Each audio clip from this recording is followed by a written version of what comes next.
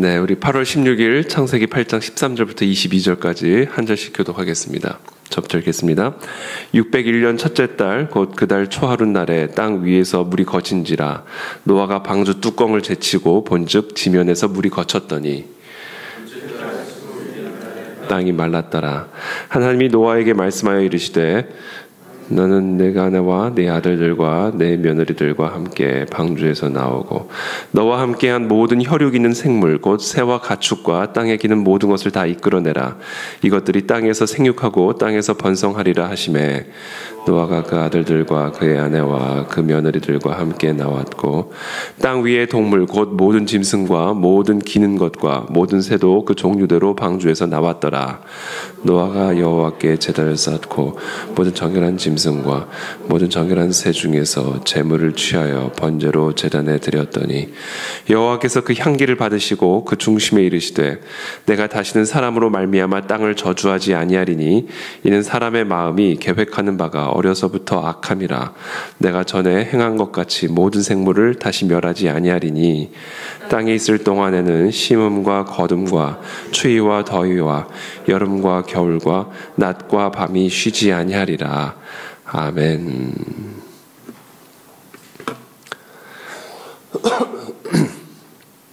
네, 오늘 본문 말씀은 이제 우리 노아의 홍수 심판 이후에 이제 새로운 출발, 새로운 시작을 알리는 그런 내용들을 기록을 하고 있습니다. 13절에 601년 첫째 달 곧 그 달 초하룻날에 땅 위에서 물이 거친지라 노아가 방주 뚜껑을 제치고 본즉 지면에서 물이 거쳤더니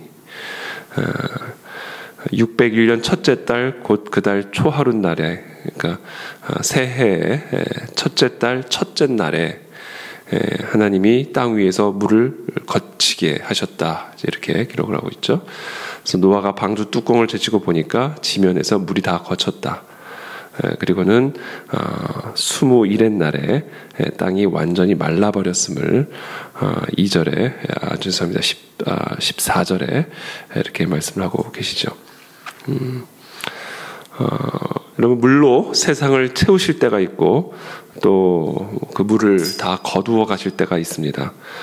전도서 3장에 보면 범사에 하나님의 기한이 있고 천하만사가 다 때가 있다 이렇게 말씀하시죠.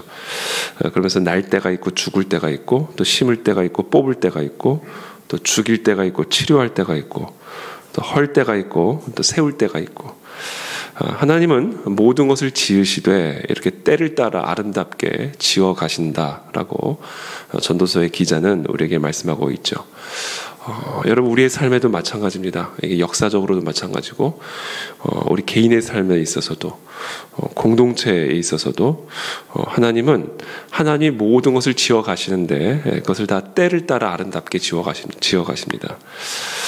그래서 때로는 세울 때가 있고 허러갈 때가 허실 때가 있고 날 때가 있고 죽을 때가 있고 죽일 때가 있고 치료할 때가 있고 이 모든 것이 다 하나님의 때에 하나님이 모든 것을 아름답게 지어 가시기 위한 그런 하나님의 방식이다라는 것을 우리는 전도서 3장을 통해서 보게 되는 것이죠. 여러분 저와 여러분들의 삶에 이와 같은 때를 분별할 수 있게 되기를 축복합니다. 하나님이 지금 우리의 삶 속에서 어떤 일을 하고 계시는가 그 때를 분별을 할 때 우리는 불필요한 낭망에 빠지지 않을 수가 있게 되고 하나님께서 이 모든 것을 통해서 하나님의 선하신 일을 행하신다는 것을 기억할 때 우리는 하나님을 찬양하게 되고 그 모든 것을 통해서 하나님이 이루시는 선하고 아름다운 일들을 보게 되는 것이죠. 15절의 말씀입니다. 하나님이 노아에게 말씀하여 이르시되 너는 네 아내와 네 아들들과 네 며느리들과 함께 방주에서 나오고 너와 함께한 모든 혈육 있는 생물 곧 새와 가축과 땅에 기는 모든 것을 다 이끌어내라. 이것들이 땅에서 생육하고 땅에서 번성하리라 하시매. 그렇죠.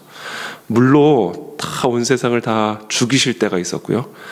이제는 하나님의 때가 되자 하나님이 모든 물을 거두어 가시고 새해 첫째 달 첫째 날부터는 다 물을 걷어가게 하시고 이제 그곳에서 나가라. 그곳으로 나가라.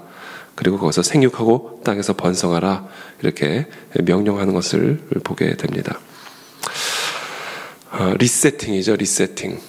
새로운 시작, 새로운 출발. 여러분 컴퓨터를 쓰시는 분들은 아시겠지만 이제 컴퓨터를 쓰다가 컴퓨터가 갑자기 작동이 좀 잘 안 된다거나 약간 좀 느려진다거나 그럼 제가 항상 하는 일이 뭐냐면 전원을 껐다 다시 킵니다.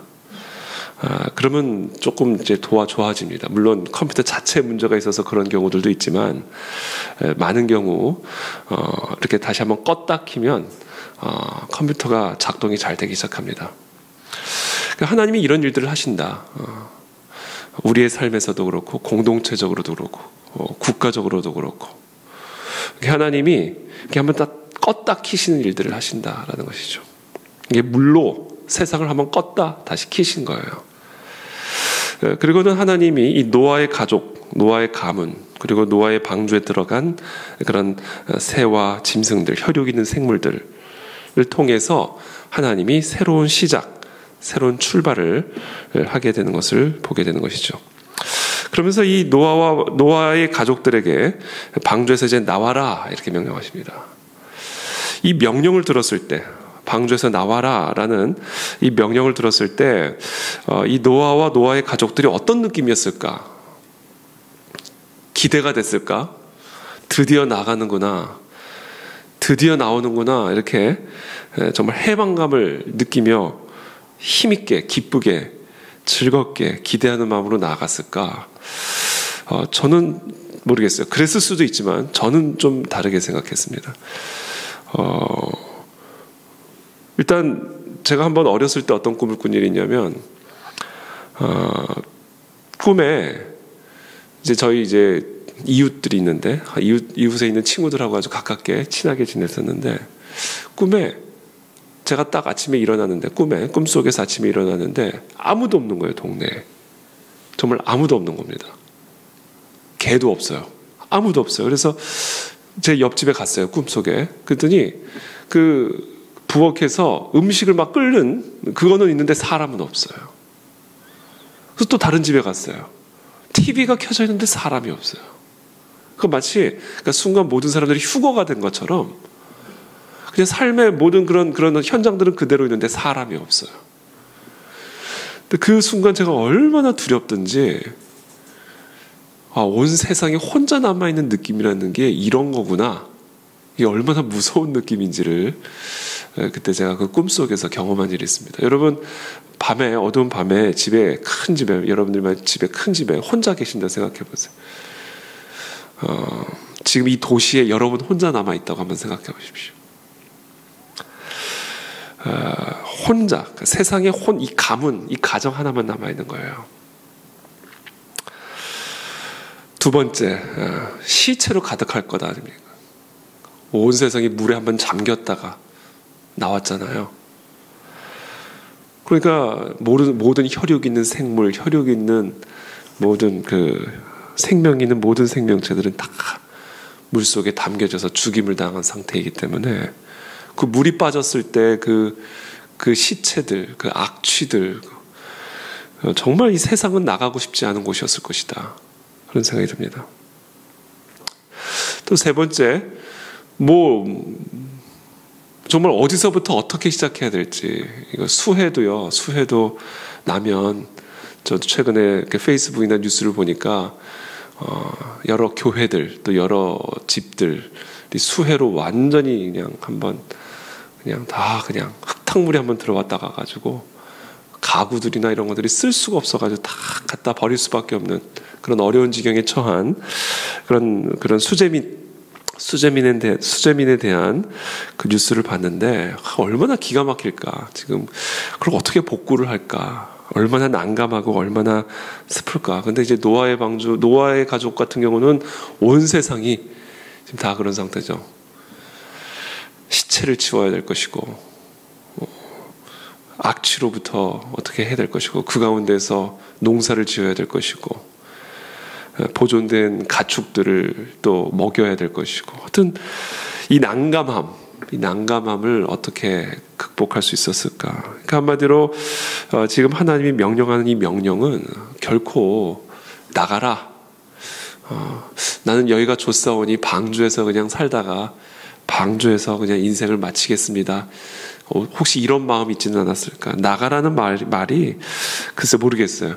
그렇게 좋기만 한 그런 하나님의 명령은 아니었을 거라 생각이 듭니다. 그리고 이 하나님의 명령이라고 하는 것은 거의 대부분 우리가 원치 않는 것들이에요. 하나님이 하라라는 것은요, 거의 대부분이 우리가 하고 싶지 않은 일들입니다. 근데 이 리세팅은 물에 담갔다가 다시 시작이 되는 이 리세팅, 한번 이렇게 껐다 키는 리세팅, 이 리세팅은요 결국 똑같아요. 명령으로 시작합니다. 선악과에 대한 명령으로 에덴 동산이 시작됐지만 결국 사탄 마귀의 미혹에 넘어가 그 하나님의 명령에 대한 거부로, 그래서 하나님에 대한 의존성을 거부함으로 스스로 하나님처럼 독립적인 존재가 되어서 내 눈에 보기에 좋고 내가 먹기에 먹음직스러운 것들을 보고 먹고 취하겠다라고 하는 그런 독립적인 탕자의 본성을 추구하는 그런 삶이 결국은 이와 같이 물에 한번 담궈지는 이런 하나님의 심판으로 들어가게 된 것이거든요. 그래서 그렇게 하나님 앞에 그렇게 깊이 물에 한번 담겨지는 그런 하나님의 심판, 그렇죠? 뽑히고 헐어지고 죽임을 당하는 이런 하나님의 때를 통과한 다음에 하나님께서 다시 심고 세우고 다시금 살리시는 이 리세팅의 시작은 결국 뭐로 시작되면요, 똑같아요. 다시 명령으로 시작합니다. 하나님의 명령. 그리고 그 명령은 우리의 눈에 보기에 그렇게 보암직스럽지 않고 우리가 먹기에 그렇게 먹음직스럽지 않은, 또 우리가 생각하기에 그렇게 지혜롭게 할 만큼 탐스러워 보이지 않는 그런 명령들인 것이죠. 이제 노아는 그 명령에 순종을 합니다. 노아의 가문이 그 명령에 순종합니다. 그래서 18절에 17절부터 읽어드리겠습니다. 너와 함께한 모든 혈육 있는 생물 곧 새와 가축과 땅에 기는 모든 것을 다 이끌어내라. 이것들이 땅에서 생육하고 땅에서 번성하리라 하심에 약속하시는 것이죠. 명령하면, 명령대로 순종하면 산다. 생육하고 번성하리라. 비록 지금은 너희 혼자이고 그래서 너희 혼자 아무것도 할 수 없을 것 같고, 또 비록 지금 온 세상에 가득한 것은 시체뿐이지만, 악취뿐이지만, 그러나 그런 허허벌판 시체와 사체로 가득한 죽음의 땅에서라도 너희가 나의 명령에 순종하기 시작하면 거기서부터 생육이 시작이 되는 것이고 거기서부터 번성이 시작이 되는 것이다. 이게 사람이 살아가는 원리다. 노아가 그 아들들과 그의 아내와 그 며느리들과 함께 나왔고, 이게 위대한 순종입니다. 19절에 땅 위의 동물 곧 모든 짐승과 모든 기는 것과 모든 새도 그 종류대로 방주에서 나왔더라. 바로 여기서부터 생명이 시작이 되는 것이고 번성이 시작이 되는 것이죠. 그러니까 하나님의 리세팅은 다 이런 패턴이에요. 아브라함 갈대아 우르에서 떠나, 본토 친척 아비 집을 떠나, 모든 것이 안정되어 있고 모든 것을 갖추어 있는 아버지의 집을 떠나 내가 너희에게 지시할, 어떤 땅인지도 모르는 지시할 땅으로 가라. 이건 땅으로 가라는 게 아니에요. 명령을 따라가라는 거죠. 어떤 땅을 이야기하시는 게 아닙니다. 이거는 그냥 명령을 말씀하시는 것이죠. 지시할 땅이 어떤 땅인지를 모르는 것이죠. 그때 생육하고 정복하고 다스림으로 하나님의 뜻이 이루어지는 그 한 사람을 통해서 그와 같은 하나님의 놀라운 일들이 진행이 되는 것을 보게 되는 겁니다. 자, 그러므로 오늘 우리는 반드시 기억해야 합니다. 아담과 하와 때도 마찬가지고 이 노아의 가문도 마찬가지고 아브라함도 마찬가지고 하나님의 생명의 생육과 번성의 역사는요, 우리가 뭐를 갖고 있느냐로부터 시작이 되는 게 아니에요. 시체로 가득하고 사체로 가득하고 악취로 가득하고 나 혼자 있는 그런 땅에서 그저 하나님이 지금 내게 주시는 명령에 순종함으로 생육과 번성은 이루어지는 것이다. 하나님은 그 일을 위해서 우리의 삶에 리세팅을 허락하신다. 20절에 노아가 여호와께 제단을 쌓고 모든 정결한 짐승과 모든 정결한 새 중에서 제물을 취하여 번제로 제단에 드렸더니 여호와께서 그 향기를 받으시고 그 중심에 이르시되 내가 다시는 사람으로 말미암아 땅을 저주하지 아니하리니 이는 사람의 마음이 계획하는 바가 어려서부터 악함이라. 내가 전에 행한 것 같이 모든 생물을 다시 멸하지 아니하리니 땅이 있을 동안에는 심음과 거둠과 추위와 더위와 여름과 겨울과 낮과 밤이 쉬지 아니하리라. 다시는 내가 이런, 이제 내일 본문에도 나오겠지만 이 무지개 언약을 통해서도 말씀하시듯이 다시는 내가 이와 같은 홍수로 이런 형태의 심판을 내가 다시는 하지 않아. 이거는 예표다. 예표. 예수님께서 나중에 하시는 말씀이죠. 이런 종류의 심판이 다시는 오진 않는다. 이거는 장차 올 심판의 예표이지 이와 같은 물리적인 물로 심판하는 이런 심판은 이제 더 이상 없다. 그래서 예수님이 오시는 그때도 노아 때처럼 사람들이 장가가고 시집가고 밭 갈고 사업하고 비가 내리는데도 방주로 들어갈 생각은 하지는 않고 방주를 지을 생각도 하지 않고 술에 취해서 먹고 마시는 파티에 빠져있는 그런 마지막 때를 예수님이 경고하시잖아요. 이 마지막 때가 이런 때가 될 건데 이런 형태의 지금 이 모든 노아의 심판을 결국 예수 그리스도께서 다시 오시는 그 마지막 재림의 때에 임하게 될 심판을 예표하는 것이지 이제 더 이상 이런 형태의 심판은 없다. 그래서 저는 모르겠어요. 이건 제 오늘 개인적인 제 묵상입니다만, 제 주관적인 해석입니다만, 22절에 보면 땅이 있을 동안에는 심음과 거둠과 추위와 더위와 여름과 겨울과 낮과 밤이 쉬지 아니하리라. 이 자연의 패턴이 깨질 리가 없다. 기후 변화? 조금 정도의 차이는 있을 수는 있지만 기후 변화 때문에 지구가 종말되는 이런 일들은 없다. 저는 그렇게 묵상을 했습니다. 왜냐하면 하나님이 모든 이 기후와 그렇죠? 심음과 거둠과 추위와 더위와 여름과 겨울과 낮과 밤이 쉬지 아니하리라. 분명히 하나님이 자연의 법칙을, 자연의 질서를 하나님이 쥐고 계신다. 그래서 이런 형태의 심판은 더 이상 오지 않는다. 심판은, 종말은 기후변화로 오는 종말이 아니라 그리스도의 다시 오심으로 오는 종말이지. 이거 다 속이는 거다. 다 속이는 거예요, 이거 여러분. 무슨 기후변화로 지구가 종말이 됩니까? 그렇게 따졌으면 벌써 종말이 됐죠.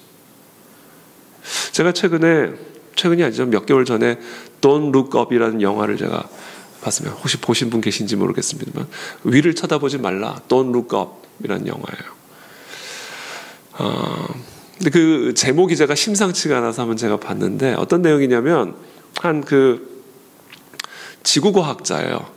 지구과학자인데 교수인데 미국의 교수인데 이 교수가 자신의 학생과 함께 우연히 연구실에서 연구를 하다가 어떤 행성이 지금 지구를 향해 다가오고 있는 것을 발견했어요. 망원경으로 발견하게 됐고 그 속도를 수학적으로 계산한 결과 정확한 몇 년, 몇 월, 며칠, 몇 시에 정확하게 지구와 충돌한다는 것이 증명이 됐어요. 수학적으로.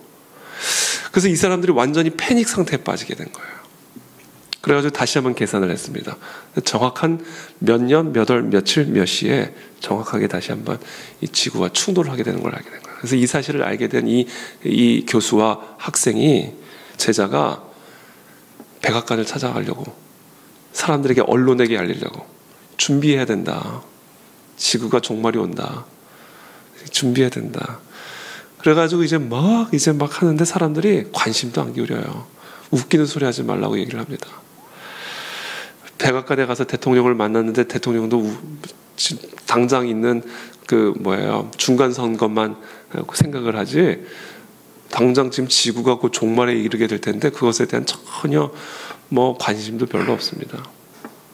그러니까 이 사람이 정말 미친 사람처럼 외치기 시작하고 다녀요. 미친 사람처럼. 그러나 외칠 때마다 사람들은 경멸하고 조롱하고 비방을 하기 시작해요. 당신 미쳤다는 거야, 미쳤다. 근데 어느 날 행성이 비로소 가시권 안에 들어오기 시작한 거예요. 하늘에 보니까 아주 정말 점 같은 행성이긴 합니다만 정말 이 지구를 향해 달려오고 있는, 날아오고 있는 행성을 보게 된 거예요. 그래서 드디어 이 교수가 봐라, 드디어 오기 시작한다. 이제 지구랑 충돌한다. 하늘을 봐라, 룩업 하는 거예요. 근데 이제 전 세계 모든 정치, 경제, 문화, 예술, 언론, SNS 모든 사람들이 정확하게 통제를 시작합니다. Don't look up. 하늘을 보지 말라는 거예요. 그러고는 그냥 이 안에서 먹고 마시고 그냥 일상을 살도록 캠페인을 벌이죠. 그 캠페인의 이름이 뭐냐면 Don't look up이에요. 위를 쳐다보지 말라라는 거예요. 근데 결국 그 과학자가, 그 교수가 이야기한 대로 정확한 몇 년, 몇 월, 며칠, 몇 시에 정확하게 그 행성이 지구와 충돌을 하면서 지구의 종말에 이르게 되는 그런 영화인데, 그 영화는 정말 우리 성경적 세계관과는 어떻게 보면 정반대의 내용을 담고는 있지만, 그러나 성경적 세계관의 프레임을 갖고는 있었어요. 예수 그리스도의 다시 오심을 통한 새하늘과 새 땅의 창조죠. 파괴가 아니라. 물론 예수 그리스도의 다시 오심으로 말미암은 새하늘과 새 땅의 창조로 말미암아 옛 하늘과 옛 땅의 파괴가 이루어지죠. 그러나 그것은 파괴를 위한 파괴가 아니라 예수 그리스도의 다시 오심을 통한 새 창조를 위한 헌 것들의 심판이고 파괴인 것이죠. 제가 이 이야기를 왜 갑자기 했냐면 이런 속임수들이 있다라는 거죠. 저는 그 영화에서 뭐를 제가 했냐면 이 속임수, Don't look up, 하늘을 보지 마라. 하늘을 보지 마라. 정치, 경제, 문화, 예술, 언론 모든 것이 총동원을 해서 하늘을 보지 마라. 그리스도의 다시 오심을, 구름을 타고 다시 오시는 그 예수 그리스도를 보지 말라. 지구가 망한다면 예수 그리스도의 다시 오심 때문에 망하는 것이 아니라 지구, 그 기후 변화, 바이러스, 뭐 이런 것들로 망한다. 그러니까 이게 지금 우리의 영적 관심을 그리스도의 다시 오심을 통한 새 하늘과 새 땅의 창조에 집중시키지 못하게 만들고, 이 땅의 바이러스, 기후 변화, 이산화탄소 배출, 이런 것에 우리의 모든 관심을 집중시켜서 우리를 통제하기 위함이에요. 그래서 don't look up, 그냥 look down. 이 땅만 바라보게 만든. 그러니까 우리가 깨어 있어야 됩니다. 우리가 이 적그리스도의 세력, 적그리스도 얘기를 하고 종말론을 이야기를 할 때, 666을 이야기를 할 때, 우리가 이걸 현혹당하지 않도록 깨어 있어야 된다라는 것이죠. 우리 이번에 코로나 바이러스에 통과를 하면서 참 이런저런 이야기들을 참 많이 우리가 듣고 하게 되는데, 그때 제가 마침 요한계시록 강해를 이제 했었어요. 요한계시록 강해 설교를 했었는데, 그때 참 안타까움들이 좀 있었습니다. 사실은 물론 여러 가지 현안들에 대해서 우리가 잘 깨어서 분별을 당연히 해야 되지만, 그러나 이 모든 이 적그리스도의 문제, 666의 문제를 너무 지나치게 세속적으로 우리가 해석을 하다 보니까 이것이 정말로 담고 있는, 그리고 이것이 진정으로 상징하고 있는 영적인 차원에서의 해석이 너무 약화되어져 있는 그런 그런 느낌을 제가 조금 받았었어요. 그래서 오늘 조금 갑자기 이야기가 좀 길어지긴 했는데, 중요한 것은 우리가 이 마지막 때 정말 하나님이 이와 같은 코로나 바이러스를 통해서도 그렇고 여러 가지 사건 사고들을 통해서 우리의 삶을 리세팅을 하시는데, 이런 리세팅을 통해서 우리가 정말 깨어나야 될 것은 결국은 이 모든 지구의 역사와 이 모든 인류의 운명을 쥐고 있는 분은 여호와 하나님이시고, 우리가 집중해야 할 것은 그 하나님의 명령에 순종하는 삶, 거기에 우리가 집중을 해야 하는 것이지, 이 지구의 종말, 기후 변화라든지 바이러스를 통해서라든지 어떤 칩을 통해서든지 이것을 통해서 인류가 멸망이 되고 인류가 무너지는 이런 어떤 세속적인 원리에 우리가 속아 넘어가면 안 된다 것입니다. 그래서 결국 우리는 어떤 상황 속에서도 하나님의 말씀에 순종하는 그런 삶을 통해서 이 땅에 하나님의 뜻이 이루어지고 예수 그리스도의 다시 오시는 그 길을 예비하는 그런 우리 깨어있는 우리 모든 그 안에 진리의 성도들이 되시기를 예수님의 이름으로 축복합니다. 자, 함께 기도하겠습니다.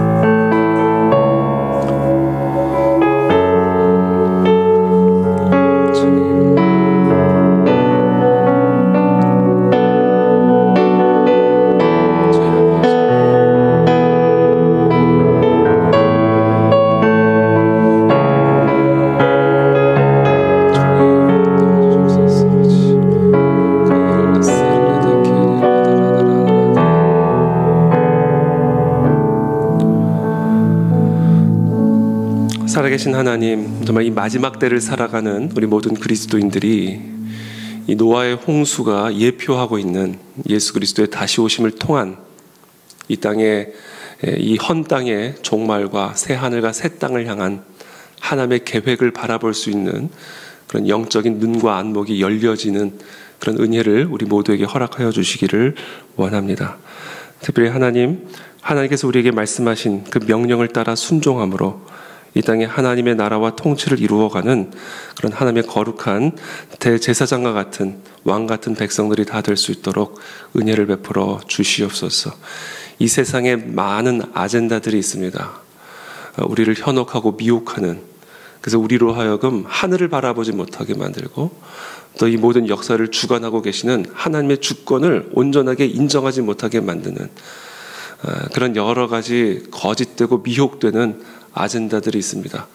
우리 모두가 그런 것에서 깨어나게 도와주옵시고 좀 오직 여호와 하나님의 말씀, 그 명령에 순종함으로 이 땅에 하나님의 나라와 통치를 이루어가는 그런 거룩한 하나님의 자녀들, 백성들이 다 될 수 있도록 은혜를 베풀어 주옵소서.